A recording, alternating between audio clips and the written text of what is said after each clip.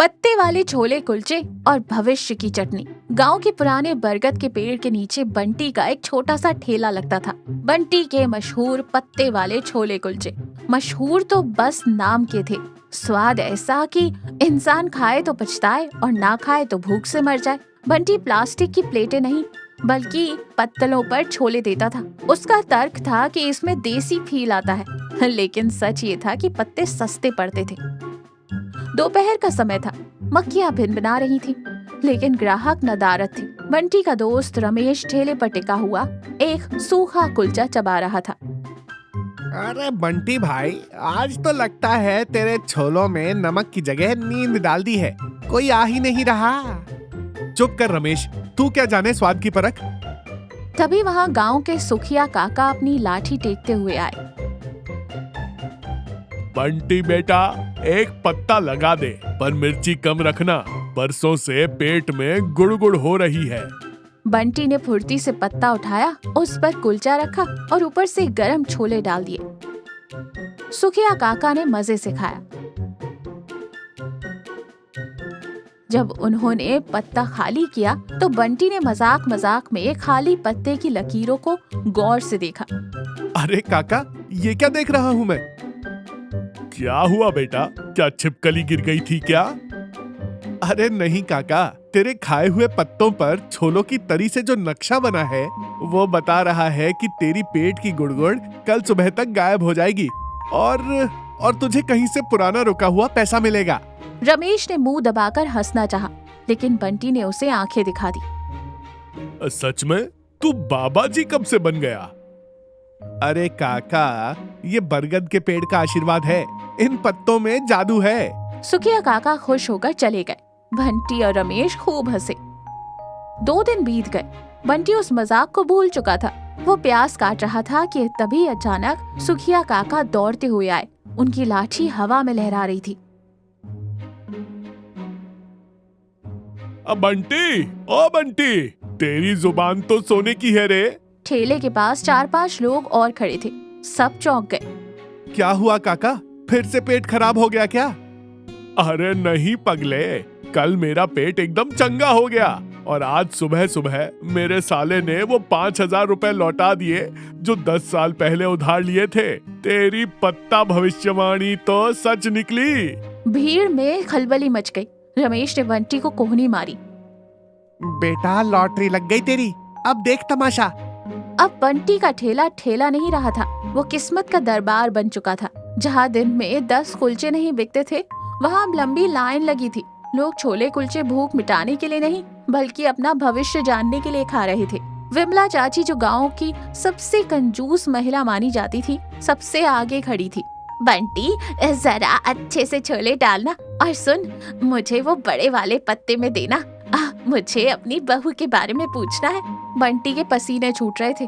उसे कुकिंग आती नहीं थी, भविष्यवाणी तो दूर की बात थी। उसने रमेश को काम पर लगा दिया। रमेश पैसे गिन रहा था और बंटी भविष्य बता रहा था।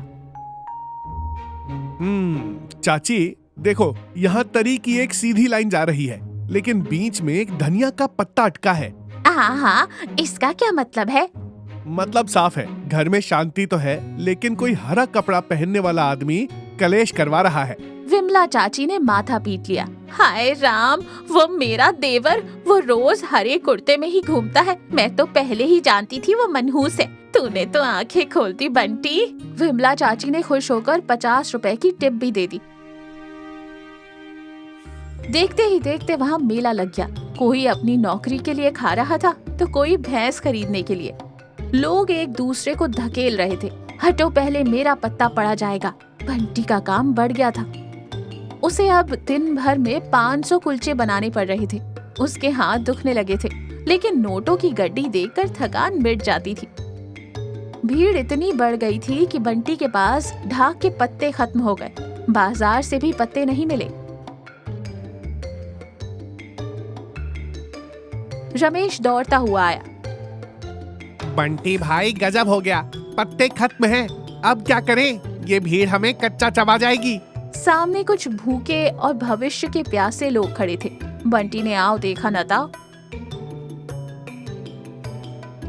पास की दुकान से सफेद थर्माकोल की प्लेटें मंगवा ली। जैसे ही उसने एक पहलवान को थर्माकोल की प्लेट में छोले दिए, पहलवान ने खाकर प्लेट बंटी के मुंह के आगे कर दी। चल बता, मेरी कुश्ती का क्या होगा?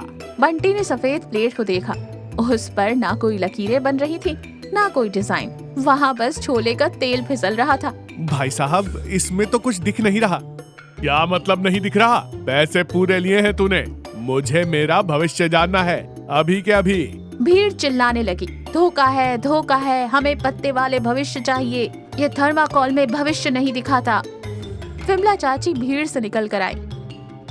बंटी, तूने मेरी देवरानी के बारे में कल जो बताया था वो गलत निकला। तूने कहा था उसे बेटा होगा, उसके घर तो गाय ने बच्चियां दी है। माहौल गर्म हो गया। बंटी घबरा गया, उसे लगा अब पिटाई पक्की है। रमेश तो पहले ही खिसक कर एक पेड़ के पीछे छुप गया था। तभी बंटी के दिमाग में एक बत्ती जली। वो टेबल पर चढ़ा और जोर से चिल्लाया, भाइयों और बहनों, शांत हो जाओ, शांत।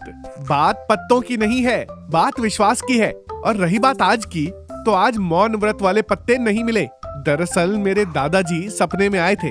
उन्होंने कहा कि जब इंसान को अपने कर्मों पर भरोसा कम और फोकट की भविष्यवाणी पर भरोसा ज्यादा हो जाए तो भगवान पत्ते गायब कर देते हैं। भीड़ एक दूसरे का मुंह देखने लगी। मैंने तो बस तुम्हें अच्छा खाना खिलाने की कोशिश की थी। वो सुखिया काका का पैसा इसलिए वापस आया क्योंकि उन्होंने हिम्मत करके मांगा होगा। मेरे पत्ते ने कुछ नहीं किया। और विमला चाची, आपकी देवरानी के घर खुशियाँ तो आई ना, चाहे बेटा हो या बचिया। लक्ष्मी तो लक्ष्मी है। लोग सन्न रह गए। बंटी ने बात को और घुमाया। आज से कोई भविष्यवाणी नहीं होगी। आज से सिर्फ पेट पूजा होगी। जिसको मेरे हाथ का स्वाद पसंद है वो खाए, जिसको भविष्य जानना है वो मेहनत करे। और हाँ, आज थर्माकोल की प्लेट है तो डिस्काउंट मिलेगा।